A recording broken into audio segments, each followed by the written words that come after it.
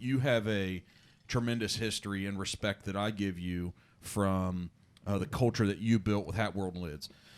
You've accomplished so many things beyond that, and you do some funding of venture capital. You have a bunch of things happening now, right, back at home in Cape Girardeau through some investments. But you're kind of well known for this Hat World Lids thing. No doubt. And that culture, I had an opportunity for 5 or 6 years to be around it. It just so happens it's a weird room.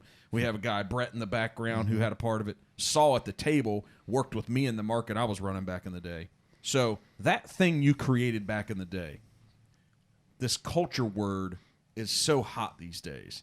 So I feel that you had a tremendous culture from, I explain it as a family. I explain it as just a really, really caring environment.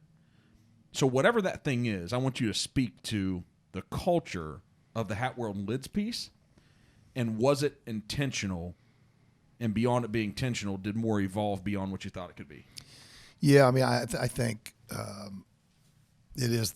Culture is a hot topic. It's a hot word. Everybody wants to believe that their company's got the culture. Any good company will tell you that's the secret sauce to being successful. I don't know that Scott and I started out with that intentional, we're going to build the best culture. All I know is when we came from Foot Locker, both of us, incredible company who had built a great culture, a team environment. Man, everybody you'd work 12 hours at your store. If somebody else was having an audit the next day, you'd go over to their store and work with them till 1, 2, 3 in the morning. If somebody was having a visit by a DM, you'd go over and help somebody out. So you'd work your 9, 10 hours and you'd go work 6 somewhere else, and you never thought twice about it, and they do the same thing to you. And so that turned in the mid-'90s, early to mid-'90s, that turned.